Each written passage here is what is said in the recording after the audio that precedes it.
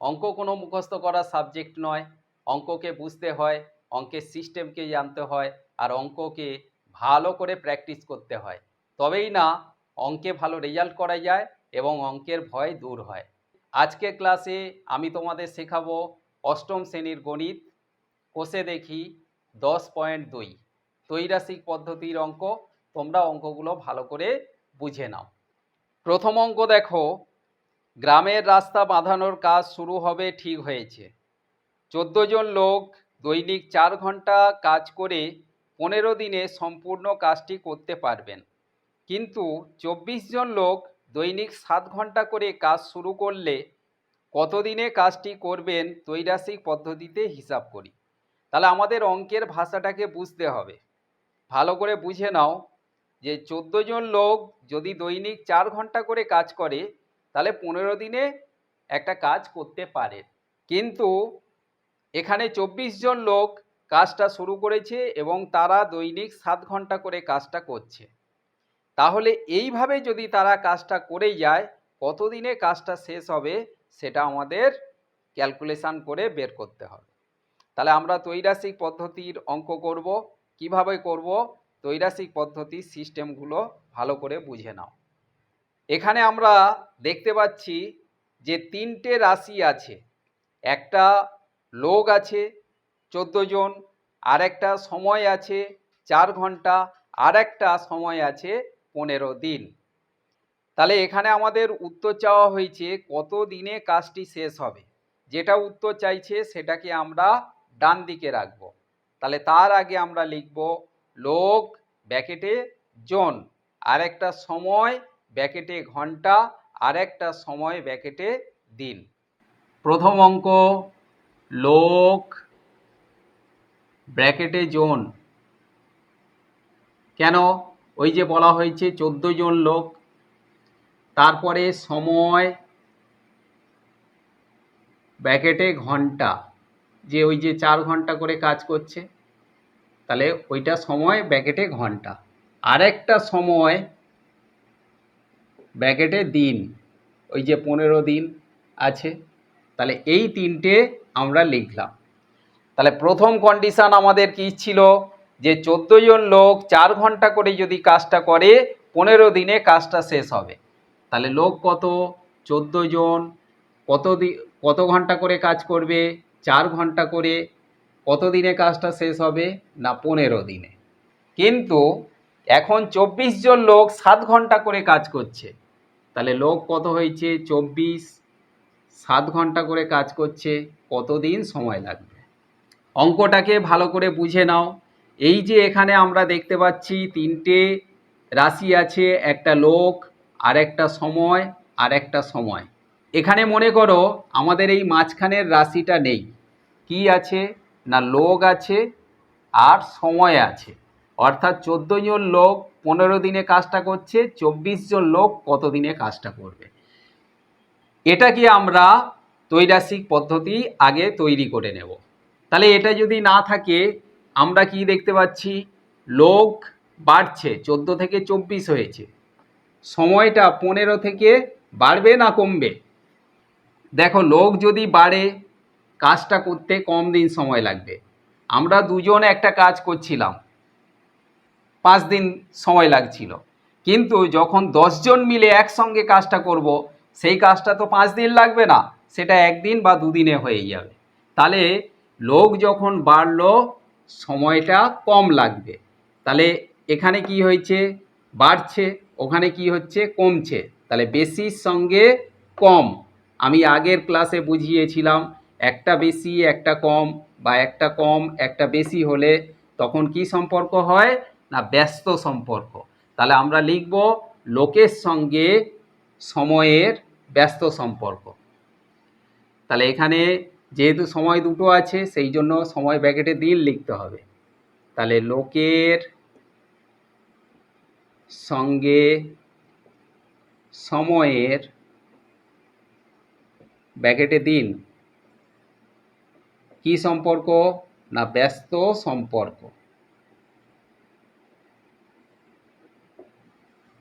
তাহলে ব্যস্ত সম্পর্ক হলে লিখব তাই ভগ্নাংশ হবে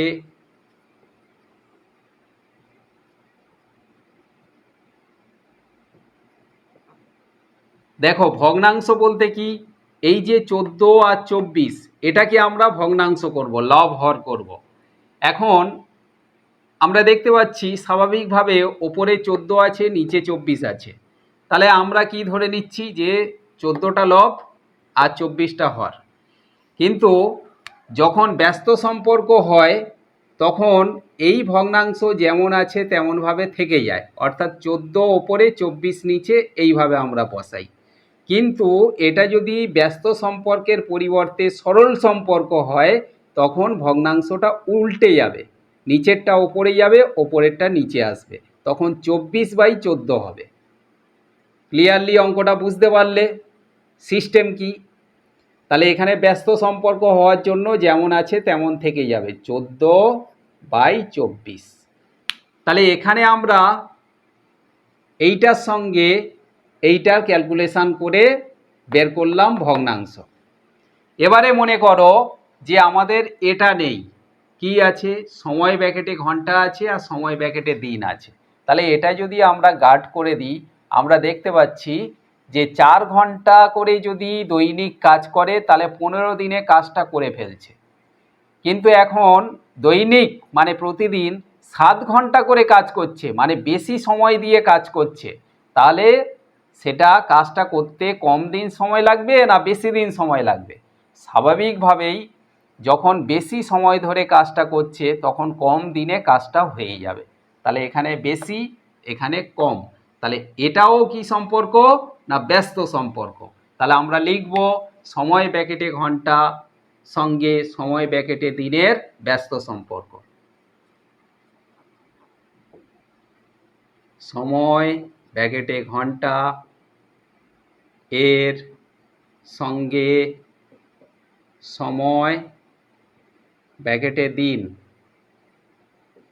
এর ব্যস্ত সম্পর্ক।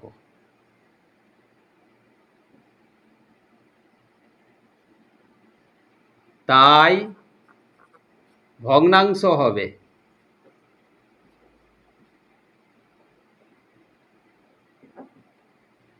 ব্যস্ত সম্পর্ক হলে যেমন ভগ্নাংশ আছে তেমন থেকে যাবে। তাহলে 4 ওপরে আছে 7 নিচে আছে, ওইভাবে থেকে গেল। এই যে ত্রৈরাসিক পদ্ধতির সিস্টেমটা এটা কি না সম্পর্কটা কি ব্যস্ত না সরল সেটা আমাদের জানতে হবে।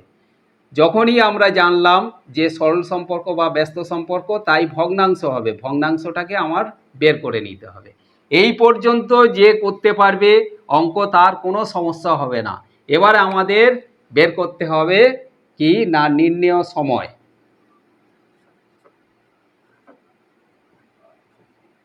নির্ণেয় সময় এখানে কত ছিল 15 ছিল, তাহলে 15টা থাকলো গুণ প্রথম ভগ্নাংশ 14/24 বসিয়ে দিলাম, গুণ পরের ভগ্নাংশ 4/7। এবার আমরা কাটাকাটি করব, করলেই উত্তর। 7 14 সঙ্গে কাটলে 7 দুগুণে 14, 4 24-এর সঙ্গে কাটলে 4 6 24, 2 6-এর সঙ্গে কাটলে 2 3-এ 6, 3 15-এর সঙ্গে কাটলে 3 5-এ 15। তাহলে আমাদের সবাই কেটে গেছে, শুধু 5 আছে। তাহলে 5টা উত্তর। কি 5 না 5 দিন। তাহলে আমরা অতএব দিয়ে লিখব কাজটি কত দিনে শেষ হবে না কাজটা 5 দিনে শেষ হবে বা কাজটা শেষ করতে 5 দিন সময় লাগবে। অঙ্কটা তোমরা সবাই ক্লিয়ারলি বুঝতে পারলে তো? কোনো সমস্যা রইল না? আশা করি সমস্যা থাকার কথা নয়। ইন কেস যদি তোমাদের কোনো সমস্যা মনে হয় তাহলে আমাকে কমেন্ট করে জানাবে, আমি আবার বুঝিয়ে দেব, কোনো অসুবিধা নেই। চলো এখন আমরা পরের অঙ্কে চলে যাই। 2-এর দাগের অঙ্ক দেখো, সুভাষ কাকার হাতে লেখা একটি 105 পৃষ্ঠার বইয়ের প্রতি পৃষ্ঠায় গড়ে 25টি করে লাইন আছে এবং প্রতি লাইনে গড়ে 4টি করে শব্দ আছে। এই বইটি যদি এমনভাবে ছাপাই যাতে প্রতি পৃষ্ঠায় 30টি করে লাইন থাকবে এবং প্রতি লাইনে গড়ে 10টি করে শব্দ থাকবে, তবে সেই বইটি কত পৃষ্ঠার বই হবে ত্রৈরাসিক পদ্ধতিতে হিসাব করে লিখি।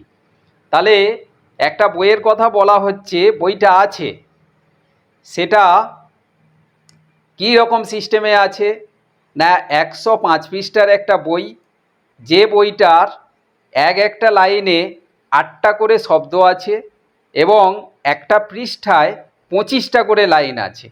কিন্তু আমি ওইভাবে বইটা ছাপাতে চাই না, 105 পৃষ্ঠার করতে চাই না, আমি লাইনের মধ্যে শব্দটাকে একটু বাড়াতে চাই।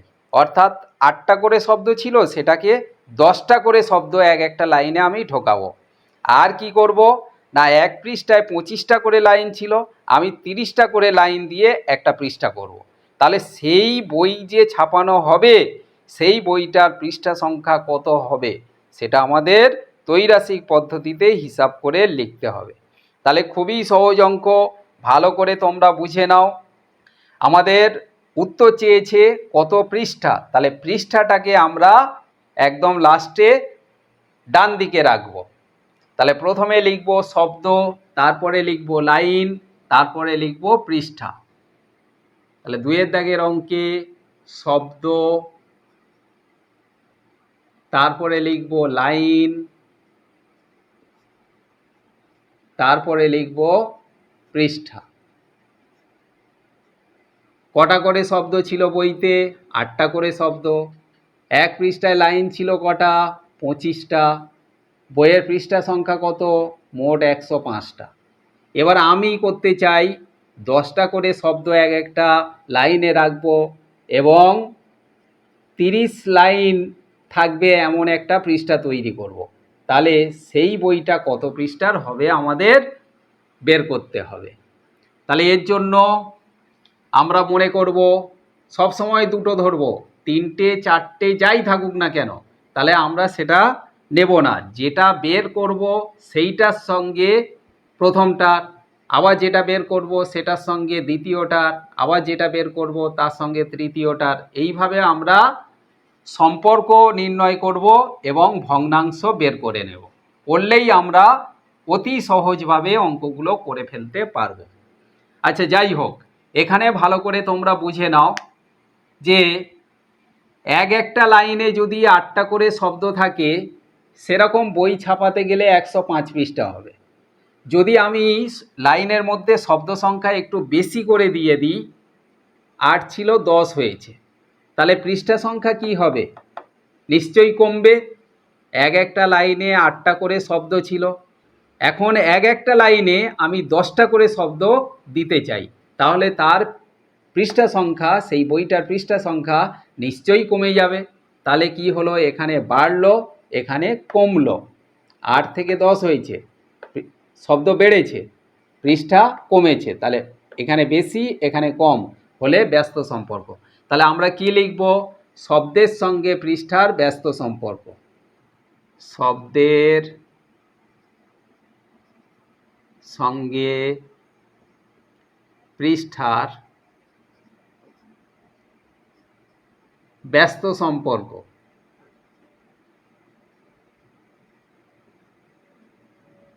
তাই ভগ্নাংশ হবে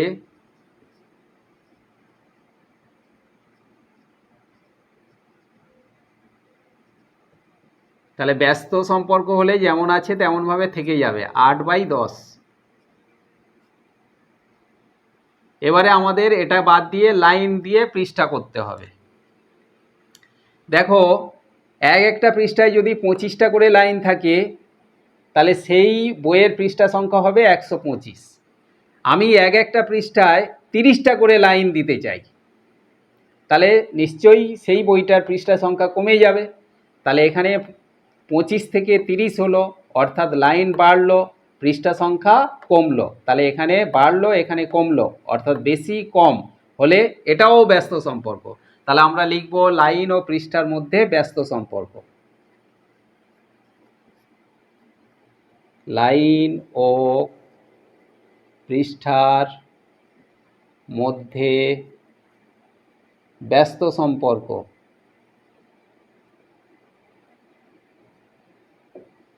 তাই ভগ্নাংশ হবে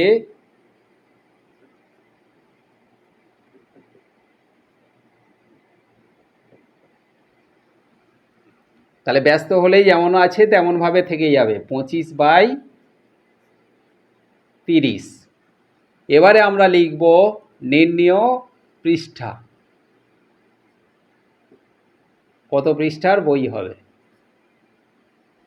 তাহলে এই পৃষ্ঠার জন্য আমরা কি করব, 105 আছে, 105টাকে আমরা রেখে দিলাম, গুণ এখানে ভগ্নাংশ 8/10,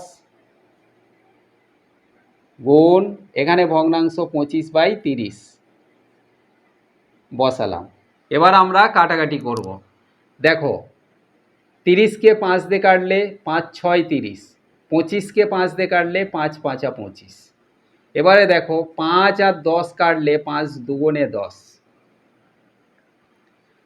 2টা 8-এর সঙ্গে কাটলে 2 4 8, 4 আর 6 কাটলে 2 দিয়ে, 2 2 4 আর 2 3 6, তাহলে 6 কেটে 3 হলো। এবার 3 105-এর সঙ্গে কাটবে, 3 3-কে 9, 1 15, 3 5-এ 15। তাহলে এখানে ওপরে থাকলো 35 আর 2, তাহলে গুণ 35 2 70।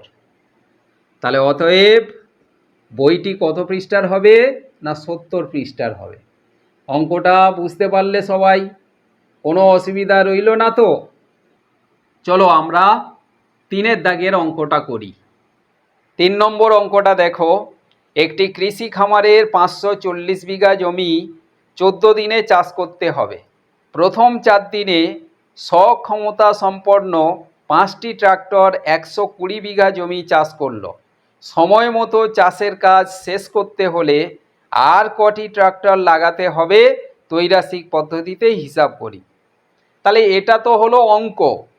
অঙ্কের ভাষাটাকে তোমাদের ভালো করে বুঝতে হবে, কারণ পাটিগণিতের অঙ্কের ভাষা যদি তুমি বুঝতে না পারো তাহলে অঙ্কও তুমি বুঝতে পারবে না এবং অঙ্কে ডেভেলপ করতে পারবে না। পাটিগণিতের অঙ্কের ভাষাটাই হচ্ছে আসল জিনিস, সেটাকে ভালো করে বুঝে নিতে হয়। তাহলে চলো আমরা অঙ্কের ভাষাটাকে ভালো করে বুঝে নিই কী বলতে চাইছে। একটা খামারে 540 বিঘা জমি আছে এবং সেই জমিটা 14 দিনের মধ্যে চাষের কাজ শেষ করতে হবে। কিন্তু 5টা ট্রাক্টর 4 দিন ধরে কাজ করেছে, 120 বিঘা জমি চাষ হয়ে গেছে। এবার বলছে যে সময় মতো চাষের কাজ শেষ করতে হলে, সময় মতো বলতে 14 দিনের মধ্যে চাষের কাজটা শেষ করতে হবে, তাহলে আরও কিছু ট্রাক্টর লাগাতে হবে। সেটা কটা ট্রাক্টর লাগাতে হবে আমাদের বের করতে হবে। তাহলে আমাদের ট্রাক্টর উত্তর চেয়েছে, আমরা ট্রাক্টরটাকে ডান দিকে লাস্টে রাখবো, আর তার আগে লিখব জমি ব্যাকেটে বিঘা, তারপরে লিখব সময় ব্যাকেটে দিন, আর তারপরে লিখব ট্রাক্টর। তাহলে প্রথমে লিখব জমি ব্যাকেটে বিঘা, ওই যে বলা আছে 540 বিঘা জমি। তারপরে লিখব সময় ব্যাকেটে দিন, 14 দিনে কাজটা শেষ করতে হবে। এরপরে লিখব ট্রাক্টর। তাহলে আমরা প্রথমে কি লিখব, জমিতে 540 লিখব না 120 লিখব? এখানে ভালো করে অঙ্কটা বুঝে নাও যে প্রথম 4 দিনে 5টি ট্রাক্টর 120 বিঘা জমি চাষ করলো। তাহলে এটাই আমাদের মূল বিষয় যে 120 বিঘা জমিটা 4 দিনে চাষ করেছে কটা ট্রাক্টর? 5টা ট্রাক্টর। তাহলে ওটাই আমরা লিখব, 120 বিঘা জমি 4 দিনে চাষ করেছে কটা ট্রাক্টর? 5টা। এবার আমাদের জমি কত? 540 বিঘা। চাষ করতে কত লাগবে? না, 540 তো মোট জমি 540 বিঘা, তার মধ্যে 120 বিঘা জমি চাষ হয়ে গেছে, তাহলে বাকি আছে কত? সেই জন্য আমরা 540 থেকে 120টাকে মাইনাস করে দিয়েছি। তাহলে মাইনাস করলে কত হয়? 420 বিঘা জমি এখনও চাষ করতে বাকি আছে। আর একটা জিনিস, 14 দিনের মধ্যে কাজটা শেষ করতে হবে, কিন্তু 4 দিন তো আমাদের কাজ হয়ে গেছে, তাহলে আর বাকি আছে কদিন? না 10 দিন। এইবারে কটা ট্রাক্টর লাগবে? তাহলে অঙ্কের সমস্যাটা তোমরা বুঝতে পারলে তো? তাহলে মনে করো আমাদের এই সময়টা নেই, জমি আছে, ট্রাক্টর আছে। দেখো 120 বিঘা জমি চাষ করতে যদি 5টা ট্রাক্টর লাগে, তাহলে 420 বিঘা জমি চাষ করতে মানে জমি বেড়েছে, তাহলে ট্রাক্টরও বেশি লাগবে নিশ্চয়ই।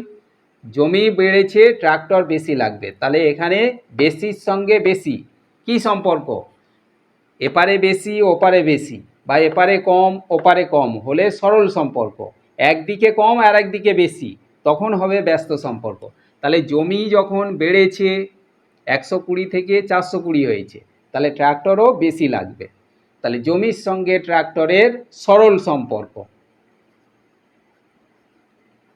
জমির সঙ্গে ট্রাক্টরের সরল সম্পর্ক।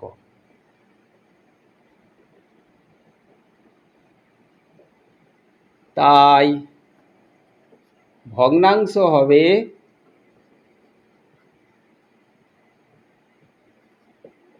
তাহলে আমি বলেছি সরল সম্পর্ক হলে ভগ্নাংশ উল্টে যাবে, এই 420টা ওপরে 120টা নিচে।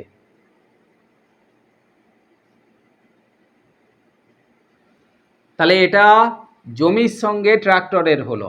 এবারে মনে করো যে জমি আমাদের নেই, সময়ের সঙ্গে ট্রাক্টর, এইটা আমাদের বের করতে হবে। দেখো 4 দিন কাজ করেছে, 5টা ট্রাক্টর লেগেছে। যদি 10 দিন ধরে কাজটা করতে চায়, তাহলে ট্রাক্টর কম লাগবে না বেশি লাগবে?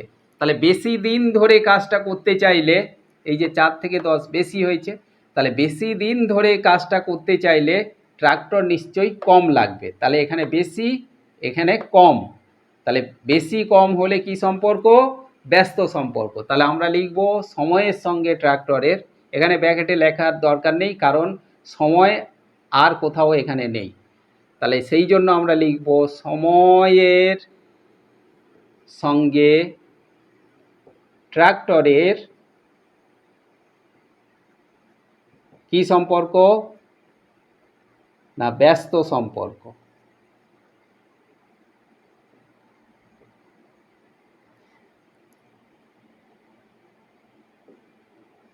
তাই ভগ্নাংশ হবে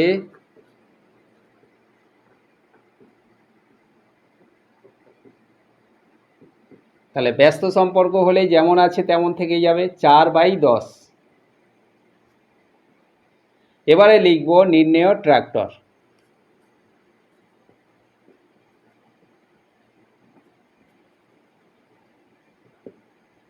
কত? এখানে 5 ছিল, তাহলে 5টাকে রাখবো, গুণ এখানে ভগ্নাংশ 420/120, গুণ এখানে ভগ্নাংশ 4/10। দেখো 5 আর 10 আমরা কাটলে 5 দুগুণে 10, এখানে 0 0 কেটে দাও, তাহলে 42 আর 12 আছে। 4টা 12-র সঙ্গে কাটলে 4 3-এ 12, 3 42-এর সঙ্গে কাটলে 14 3-এ 42, 14, 14-র সঙ্গে 2 কাটলে 7। তাহলে এখানে কটা ট্রাক্টর লাগবে? না 7টা। তাহলে এখানে আমরা বিষয়টা কি বুঝলাম? যে 120 বিঘা জমি 4 দিনে 5টা ট্রাক্টর যদি চাষ করতে পারে, 420 বিঘা জমি 10 দিন ধরে চাষটা করতে চাইলে তাহলে কটা ট্রাক্টর লাগবে? না 7টা ট্রাক্টর লাগবে। কিন্তু এখানে যেহেতু আমাদের 7টা ট্রাক্টর লাগছে, তার মধ্যে 5টা ট্রাক্টর তো আছেই, এরা তো কাজ করবে, তাহলে আরও কতগুলো এক্সট্রা ট্রাক্টর লাগবে। আমাদের প্রশ্ন করা হয়েছে, ভালো করে বুঝে নাও যে আর কটি ট্রাক্টর লাগবে, মানে মোট 7টা ট্রাক্টর লাগবে, কিন্তু 5টা ট্রাক্টর আছে, তারা কাজ করবে, তাহলে আরও 2টো ট্রাক্টর লাগবে। তাহলে অতএব আমরা লিখব যে আরও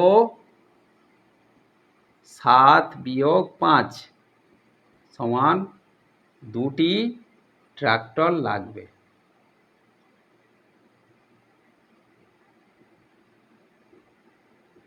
বুঝতে পারলে সবাই? তাহলে এটাই হলো এখানকার অঙ্কের সিস্টেম। এখন আমরা পরের অঙ্ক করব। দেখো এখানে 4-এর দাগের অঙ্ক। 30 জন লোক 15 দিনে একটি গ্রামের রাস্তার 3/7 অংশ সারান, মানে সারানোর কাজ করছে, রিপেয়ার করছে। যদি আরও 10 জন লোক কাজটি করতে আসেন, তাহলে রাস্তাটির বাকি অংশ সারাই করতে কতদিন লাগবে ত্রৈরাসিক পদ্ধতিতে হিসাব করি। তাহলে লোক কাজ করছিল কতজন? 30 জন। কতদিন সময় লাগছিল? না 15 দিন। এবারে তারা কতটুকু কাজ করেছে? না 3/7 অংশ কাজ করেছে। এবারে বলছে যে 30 জন লোক তো কাজ করছিল, আরও 10 জন লোক কাজটি করতে এলো, এবং রাস্তার বাকি অংশ, তারা তো 3/7 অংশ কাজ করেছে, তাহলে কিছু কাজ বাকি আছে, সেই বাকি অংশের কাজটা হবে। সেই বাকি অংশ সারাই করতে কতদিন লাগবে আমাদের বের করতে হবে। তাহলে অঙ্কটাকে আমরা সমস্যায় পরিণত করব। সমস্যা কিভাবে লিখব? এখানে বলা হয়েছে যে কত দিন সময় লাগবে, তাহলে দিনটাকে আমরা ডান দিকে লাস্টে রাখব।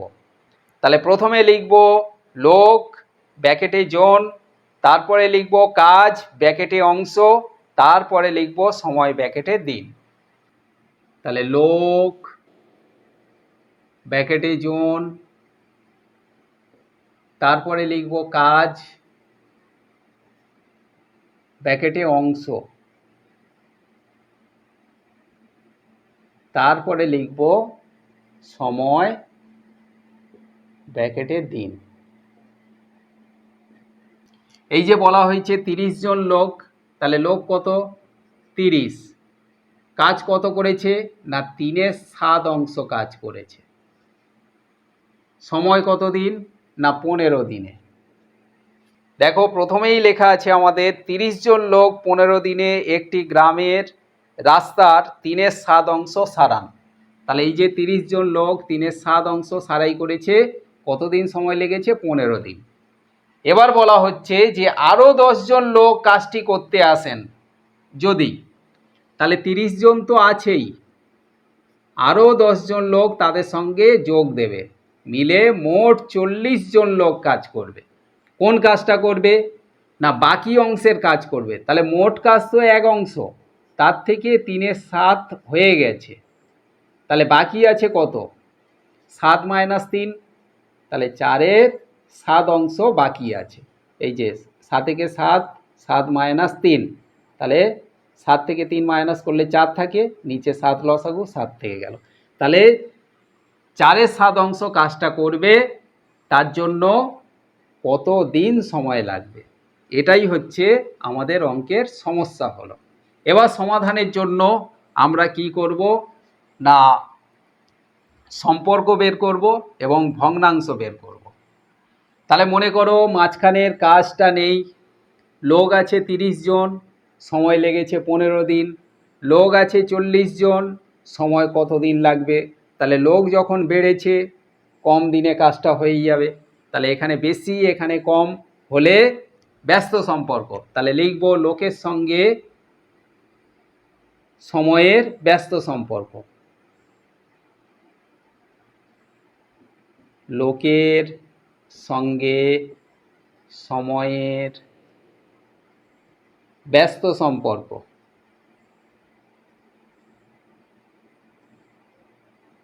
তাই ভগ্নাংশ হবে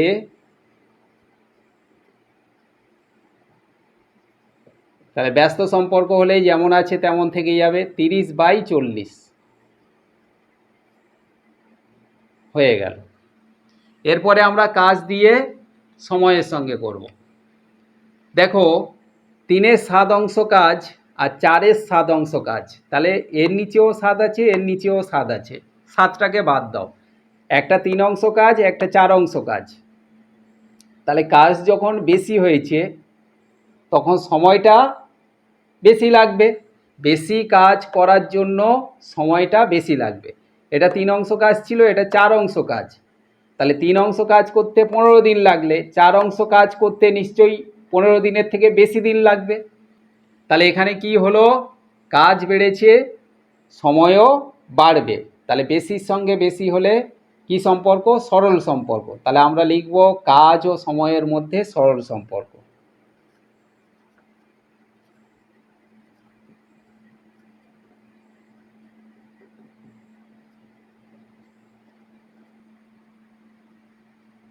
সরল সম্পর্ক। তাই ভগ্নাংশ হবে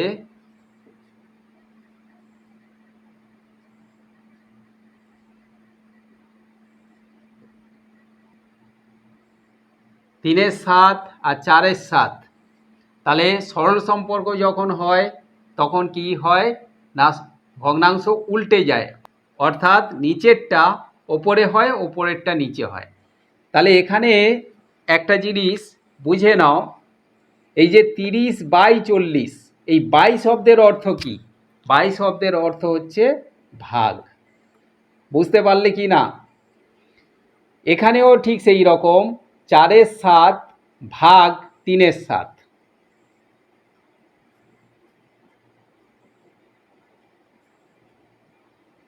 এটাকে আমরা করে নেব 4/7 যেমন আছে থাকলো, গুণ, ভাগটা গুণ হয়ে গেল, 3/7 ছিল, এটা উল্টে গেল 7/3। তাহলে 7/7 কেটে গেলে কত হয়? 4/3। এবারে দেখো এই যে 4/3 হলো মানে এই রকম ভগ্নাংশ হলো। তাহলে এটা আমাদের ক্যালকুলেশন করে নিতে হলো। এবারে আমরা লিখব নির্ণেয় সময়।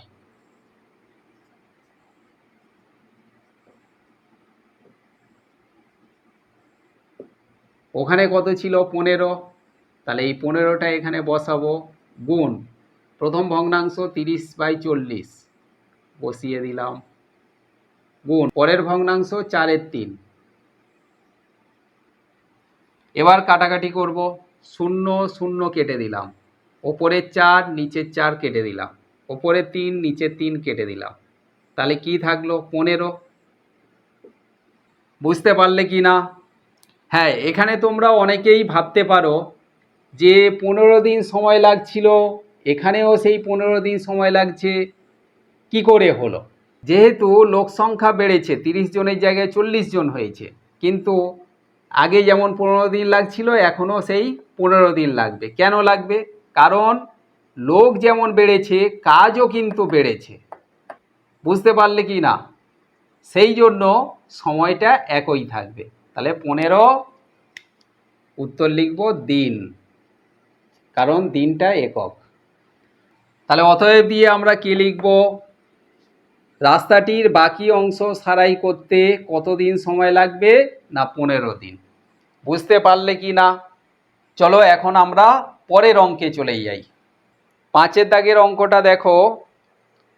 5 অশ্ব ক্ষমতা সম্পন্ন একটি পাম্প 36,000 লিটার জল 8 ঘন্টায় উপরে তুলতে পারে। 7 অশ্ব ক্ষমতা সম্পন্ন পাম্পের 63,000 লিটার জল তুলতে কত সময় লাগবে? ত্রৈরাশিক পদ্ধতিতে হিসাব করি। এই যে 5 অশ্ব ক্ষমতা সম্পন্ন পাম্প অর্থাৎ 5 হর্স পাওয়ার মেশিন, সেটা কি করে না 36,000 লিটার জল ওপরে তুলতে পারে, সময় লাগে 8 ঘন্টা। এবারে হর্স পাওয়ারটাকে বাড়িয়ে দেওয়া হয়েছে, 5-এর জায়গায় 7 করা হয়েছে, এবং জলটাও বাড়িয়ে দেওয়া হয়েছে, 36,000-এর জায়গায় 63,000 লিটার জল তুলতে হবে। সময় কত লাগবে আমাদের হিসাব করে দেখতে হবে। তাহলে সময় উত্তর চেয়েছে, সময় ডান দিকে লাস্টে রাখব। তার আগে কি লিখব? তাহলে লিখব অশ্ব ক্ষমতা, তারপরে লিখব জল, তারপরে লিখব ঘন্টা। তাহলে অশ্ব ক্ষমতা,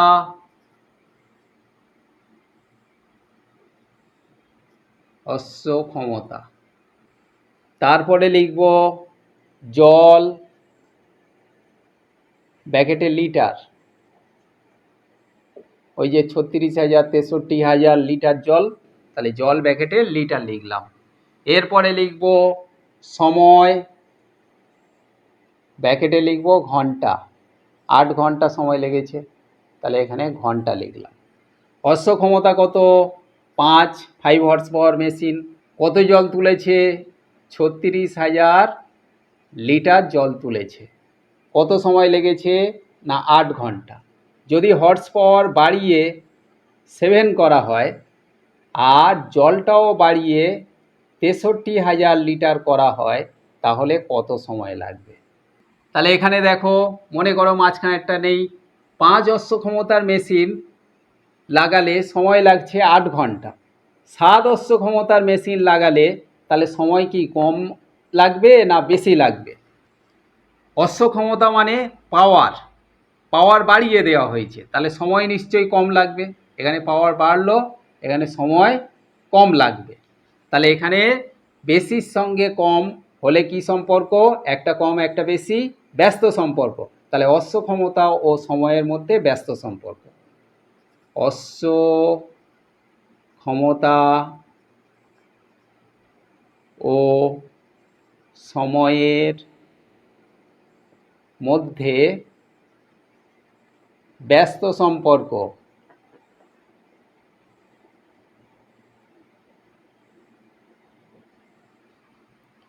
তাই ভগ্নাংশ হবে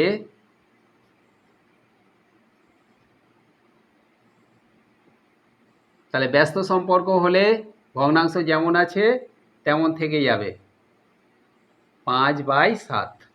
এরপরে দেখো 36,000 লিটার জল তুলতে 8 ঘন্টা সময় লাগছে। তাহলে 63,000 লিটার জল তুলতে কত সময় লাগবে?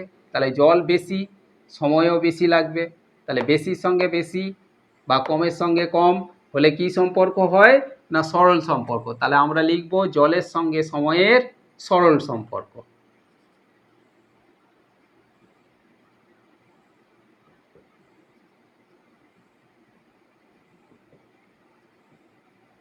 সরল সম্পর্ক। তাই ভগ্নাংশ হবে, তাহলে সরল সম্পর্ক হলে ভগ্নাংশ উল্টে যায়, 63,000 ওপরে থাকলো আর 36,000 নিচে এলো। এবারে আমরা লিখব নির্ণেয় সময়।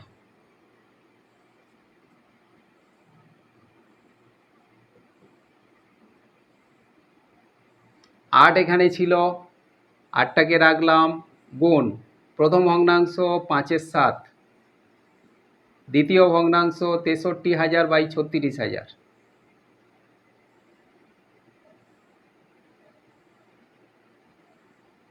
এবার আমরা কাটাকাটি করব। দেখো 63,000-এর 3টে শূন্য আর 36,000-এর 3টে শূন্য কেটে গেল। তাহলে ওপরে 63 আর নিচে 36 আছে। 3 দিয়ে কাটলে 3 দুগুণে 6, 3 একে 3, 21। একে 3 দিয়ে কাটলে 3 একে 3, 3 দুগুণে 6, 12। 12কে 4 দিয়ে কাটলে 3 হয়। 8কে 4 দিয়ে কাটলে 4 দুগুণে 8, 2 হয়। এবার 3 21-এর সঙ্গে 3 7-এ 21-এ কাটে। তাহলে ওপরের 7 আর এই যে নিচের 7 কেটে গেল। তাহলে থাকলো কত? 5 দুগুণে 10। তাহলে কত ঘন্টা সময় লাগবে? 10 ঘন্টা। অতএব দিয়ে আমরা লিখব যে 7 অশ্ব ক্ষমতা সম্পন্ন পাম্পের 63,000 লিটার জল তুলতে 10 ঘন্টা সময় লাগবে। অঙ্কটা ক্লিয়ারলি বুঝতে পারলে তো? আশা করি তোমরা সবাই অঙ্কগুলো ভালো করে বুঝতে পারলে। তবুও যদি কোনো অসুবিধা হয়ে থাকে তাহলে আমার কমেন্ট বক্সে কমেন্ট করো, আমি এই অঙ্কগুলো আবারও বোঝানোর চেষ্টা করব। আর বাকি যে অঙ্কগুলো আছে আবার পরের ক্লাসে আমি এই অঙ্কগুলো ক্যালকুলেশান করে তোমাদের দেখাবো।